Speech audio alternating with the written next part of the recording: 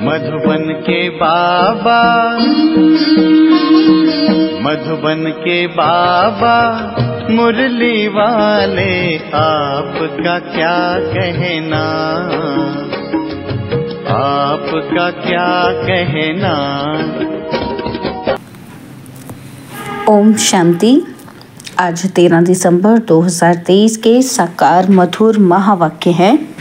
आज मीठे मीठे बाप दादा बोले, मीठे बच्चे, तुम्हारा रूहानी योग है एवर प्योर बनने के लिए, क्योंकि तुम पवित्रता के सागर से योग लगाते हो, पवित्र दुनिया स्थापन करते हो। बाबा ने कहा, मीठे बच्चे, तुम्हारा रूहानी योग है एवर प्योर बनने के लिए, क्योंकि तुम पवित्रता के सागर से योग लगाते हो, पवित्र दुनिया स्थापन करते हो। बाबा ने आज प्रश्न पूछा है कि निश्चय बुद्धि बच्चों को पहले पहले कौन सा निश्चय पक्का होना चाहिए, उस निश्चय की निशानी क्या होगी। और उत्तर में बाबा ने हमको समझाया कि हम एक बाप के बच्चे हैं, बाप से हमको दैवी स्वराज्य मिलता है। यह पहले पहले पक्का निश्चय चाहिए।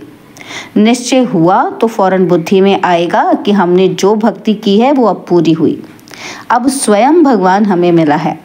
निश्चय बुद्धि बच्चे ही वारिस बनते हैं। मुरली का गीत है, ओ दूर के मुसाफिर हमें भी साथ ले चल। ओम शांति। बाप बैठ बच्चों को समझाते हैं, दूर के मुसाफिर तो सब हैं, सब आत्माएं दूर से दूर परम धाम की रहने वाली हैं। यह भी शास्त्रों में है। आत्मा दूर रहती है जहाँ सूर्य चांद की रोशनी नहीं रहती। मूल वतन और सूक्ष्म वतन में कोई ड्रामा नहीं है। ड्रामा इस स्थूल वतन का है, जिसको ही मनुष्य सृष्टि कहा जाता है। मूल वतन और सूक्ष्म वतन में कोई 84 जन्मों का चक्र नहीं है। चक्र मनुष्य सृष्टि में दिखाया जाता है। मनुष्य सृष्टि क्या चीज़ है, मनुष्य किसका बना हुआ है। मनुष्य में एक तो आत्मा है, दूसरा शरीर है। 5 तत्वों का पुतला बनता है, उसमें आत्मा प्रवेश कर पाठ बजाती है। तो दूर के वासी तो सब हैं, परंतु तुम निश्चय करते हो, मनुष्य में निश्चय नहीं है। बाप ने समझाया है कि मुझे दूर देश का रहने वाला कहते हो, परंतु तुम सब आत्माओं का निवास स्थान एक है। उस नाटक में जो पाठ बजाते हैं उसमें तो हर एक का अपना अपना घर होता है ना, वहां से आकर पाठ बजाते हैं। और यहाँ तुम बच्चे समझते हो हम सब एक ही बाप के बच्चे हैं, एक ही घर परम धाम में रहने वाले हैं। वह है ब्रह्म महतत्व और यह है आकाश तत्व। यहाँ पाठ बजाते हैं, रात दिन होता है, इसलिए सूर्य चांद भी हैं। मूल वतन में तो दिन रात नहीं होता। यह सूर्य चांद कोई देवता नहीं है, यह तो मांडवे को रोशन करने वाली बत्तियां हैं। दिन में सूर्य रोशनी देता है, रात में चांद की रोशनी होती है। अभी सब मनुष्य चाहते हैं मुक्ति धाम में जाएं। जानते हैं भगवान ऊपर में रहता है, भगवान को भी याद करेंगे, हे परमपिता परमात्मा, तो बुद्धि ऊपर चली जाएगी। आत्मा समझती है, परंतु अज्ञान छाया हुआ है। यह भी जानते हैं कि हम यहाँ के रहने वाले नहीं हैं, हमारा बाप वह है। मुख से ओ गॉड फादर कहते भी हैं, फिर कह देते हैं सब फादर हैं, गॉड सर्वव्यापी है। बच्चों को समझाया है सब तो फादर है नहीं, सब आत्माएं आपस में ब्रदर्स हैं। यह ना जानने के कारण लड़ते झगड़ते रहते हैं। तुम आत्माएं ब्रदर्स हो, एक बाप की संतान बने हो। निश्चय बुद्धि भी नंबरवार हैं। लौकिक संबंध में निश्चय रहता ही है कि बाप से वर्षा पाना है। यहाँ बाप से माया घड़ी घड़ी मुंह फेर देती है। सर्वशक्तिमान बाप के बनते हो तो माया भी सर्वशक्तिमान होकर लड़ती है। 5 विकारों पर जीत पाने की युद्ध है। युद्ध तो मशहूर है, बाकी शास्त्रों में जो कौरव पांडव दिखाए गए हैं वह बात नहीं है। बाबा कहते ये रावण के साथ युद्ध बड़ी भारी है। हम चाहते हैं कि बाप की याद में रहकर हम संपूर्ण बने, आत्मा प्योर बने। और तो कोई भी रास्ता नहीं है सिवाय योग के।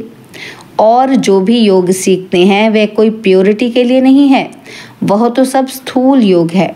अल्पकाल के लिए और यह रूहानी योग है एवर प्योर होने के लिए। पवित्रता के सागर के साथ हम योग लगाने से पवित्र बनते हैं। बाप कहते हैं इस योग अग्नि से तुम्हारे जन्म जन्मांतर के पाप भस्म होते हैं। बुद्धि भी कहती है कि ये पतित दुनिया है। कोई से भी पूछो ये सतयुग है या कलयुग, तो इसको सतयुग कोई भी नहीं कहेंगे। सतयुग तो नई दुनिया थी, उसको गोल्डन एज और इसको आयरन एज कहा जाता है। पुरानी दुनिया को कलयुग और नई दुनिया को सतयुग कहा जाता है। ऐसे कह नहीं सकते कि अभी सतयुग भी है तो कलयुग भी है, नहीं।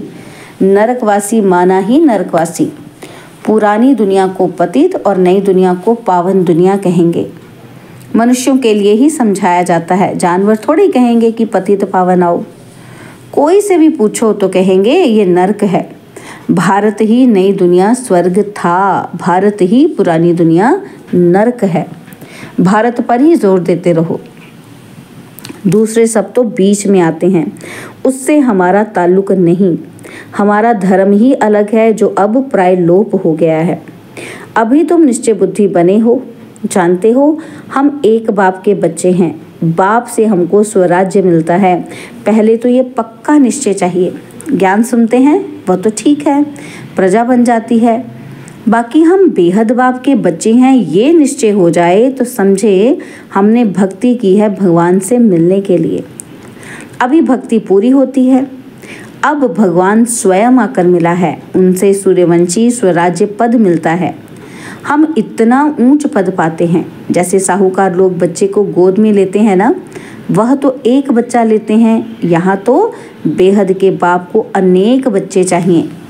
कहते हैं जो मेरा बच्चा बनेगा उनको स्वर्ग का वर्षा मिलेगा, जो मेरा नहीं बनते तो वर्षा ले न सके, श्रीमत पर ही नहीं चलते।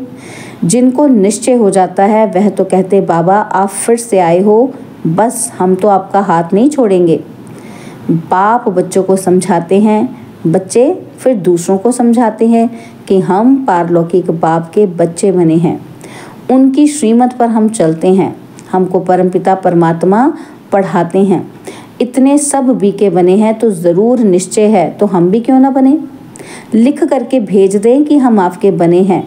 बाप कहेंगे हम कोई दूर थोड़े हैं, हम तो यहाँ बैठे हैं, हाजिर हैं, यहाँ प्रैक्टिकल में बैठे हैं।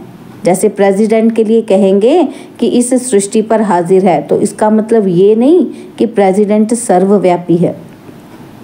ऐसा परमपिता परमात्मा जिसको सुख करता दुख हटता कहा जाता है वह सर्वव्यापी नहीं हो सकता। उनकी हाजिरी में मनुष्य इतने दुखी कैसे हो सकते। अगर वो सर्वव्यापी होता तो उसकी प्रेजेंस में कैसे इतने दुखी हो जाते, जबकि बाप की गैर हाजिरी में स्वर्ग में कोई भी दुखी नहीं रहता। बाप ने बच्चों के लिए घोंसला बनाया है। जैसे चिड़िया बच्चों के लिए घोंसला बनाती है, तो बाप भी तुम्हारे लिए तुम्हारे द्वारा ही अखेरा माना घोंसला बनवाते हैं। तुम्हारे ही रहने के लिए स्वर्ग का अखेरा बन रहा है। बाप कहते हैं तुम मेरी मत पर चलेंगे तो स्वर्ग में राज्य करेंगे। अगर पूरा निश्चय हो तो एकदम पकड़ लें। ऐसे भी नहीं कि यहाँ बैठ जाना है, घर बार तो छोड़ना नहीं है। वह तो घर बार छोड़ते हैं। गुरु को भगवान समझते हैं, वह कोई जीते जी मरते नहीं हैं। तुमको तो जीते जी मरकर फिर सतयुग में जीना है। तुम बाप से बेहद का वर्षा लेते हो। जब निश्चय हुआ कि बेहद का बाप पढ़ाते हैं, 21 जन्मों का वर्षा देते हैं, तो उनकी श्रीमत पर चलना पड़े। बच्चा बना तो बाप डायरेक्शन देंगे। पहले तो 1 हफ्ता भट्टी में बैठो, तुमको रोज नॉलेज मिलती रहेगी। सब तो एक जैसे नहीं समझते हैं, हर एक अपने पुरुषार्थ और तकदीर अनुसार पाते हैं। पुरुषार्थ और तकदीर के ऊपर ही होता है, पता लग जाता है कि तकदीर में क्या है, क्या पद पाएंगे। बाप का बनकर फिर गृहस्थ व्यवहार में भी रहना है। अच्छा गृहस्थ व्यवहार नहीं है तो जाकर अंधों की लाठी बनो। सत्यनारायण की कथा सुनाने ज़रूर जाना है। अब देखो प्रेम बच्ची सेवा पर गई है। जिन्होंने निमंत्रण दिया उन्होंने आजियान की, बहुतों से मुलाकात करवाई, प्रभावित हुए। परंतु बाबा कहे कि निश्चय बुद्धि एक भी नहीं है, कि इन्हों को बेहद का बाप पढ़ाता है, जिससे 21 जन्मों का फरसा मिलता है। प्रभावित तो होते हैं, परंतु ऐसे थोड़ी निश्चय हुआ कि बरोबर ज्ञान का सागर बाप पढ़ा रहे हैं। हाँ, सिर्फ कहेंगे कि बहुत अच्छा है, जैसे ही बाहर गए फिर खलास। कोई विरला ही पुरुषार्थ करेंगे, भल आपस में सत्संग करेंगे, परंतु जो करेंगे वह भी निश्चय बुद्धि नहीं, हाफ कास्ट कहा जाता है। निश्चय और संशय, कभी कहेंगे बाप पढ़ाते हैं और कभी कहेंगे, अभी कहेंगे कि ये कैसे हो सकता है। हाँ, पवित्र बनना अच्छा है, परंतु पवित्रता में रहना बड़ा मुश्किल है। पहले तो निश्चय चाहिए, गदगद होकर लिखें। जैसे बांधेली गोपिकाएं पत्र लिखती हैं, वैसे छुटेले कभी लिखते थोड़ी हैं। बाबा लिख देते हैं कि एक को भी निश्चय बुद्धि नहीं बनाया। हाँ, साधारण प्रजा बनाई, वारिस नहीं बनाया। एक भी निश्चय बुद्धि नहीं बना है, निश्चय बुद्धि ही वारिस बनते हैं। कोई भल निश्चय बुद्धि हैं, परंतु ज्ञान नहीं उठाते हैं, तो उसी घराने के अंदर जाकर दास दासी बनते हैं। आगे जाकर एक्यूरेट साक्षात्कार होगा, पता भी पड़ेगा कि हम दास दासी कौन से नंबर में बनेंगे। फिर बहुत पछताएंगे, हम तो श्रीमत पर चले नहीं तब ये हाल हुआ। फिर भी हर हालत में कहेंगे ड्रामा। इनका ड्रामा में ऐसे ही कल्प कल्पांतर का पार्ट है। साक्षात्कार होना ही है, पिछाड़ी में रिजल्ट निकलनी है, फिर कहेंगे भावी हमारी तकदीर में ये था, तुम्हारी पढ़ाई की रिजल्ट आएगी। यह तो बड़ा भारी स्कूल है, पढ़ाने वाला एक ही है, एक ही पढ़ाई है और एक ही इम्तिहान है। टीचर जानते हैं स्टूडेंट कैसा है, सब गैल्प करते रहते हैं। आगे चलकर बहुत कुछ पता लग जाएगा। घड़ी घड़ी तुम ध्यान में चले जाएंगे, जैसे शुरू में जाते थे। बाबा कहते आप भी समझते रहते हो, बाप भी समझाते रहते हैं। तुम गफलत करते हो, श्रीमत पर नहीं चलते हो। ऐसे चलते चलते आदत पड़ जाती है। भल तुम पूछो कि शिव बाबा हम आपकी श्रीमत पर चलते हैं, बाबा बता देंगे तुम नहीं चलते हो। तब तुम्हारी तकदीर ऐसी दिखाई पड़ती है, समझा जाता है अभी दशा खराब है, आगे चलकर खुल भी जाए। कोई काम के हल्के नशे में गिरते हैं। भारत पावन था, श्रेष्ठाचारी था, जो अब भ्रष्टाचारी है। उन श्रेष्ठ देवताओं की महिमा तो है ना। बाप कहते हैं ये है ही आसुरी संप्रदाय, मैं आया हूँ दैवी संप्रदाय स्थापन करने। यह देवी देवता धर्म है ऊंच ते ऊंच, बाप ही पतित पावन है, परंतु मनुष्य कुछ भी समझते नहीं है। जो भी धर्म स्थापन करने आते हैं पवित्र जरूर बनते हैं। हर एक बात में अच्छे और बुरे होते हैं। कम तकदीर और अच्छी तकदीर वाले हैं। अब यह रावण राज्य खत्म होना है, इस रावण की नगरी को आग लगनी है। तुम राम की सेना बैठे हो। जो इस धर्म के होंगे वह समझते जाएंगे, नंबरवार समझते हैं। कोई को एक ही तीर जनक मुआफिक लगने से सरेंडर हो जाते हैं। वह कोई भी बहाना नहीं करेंगे, बहाना इसमें चल ना सके। परंतु माया के तूफान भी बहुत आते हैं, अपने घराने को ही भुला देते हैं कि हम ईश्वरीय संतान हैं।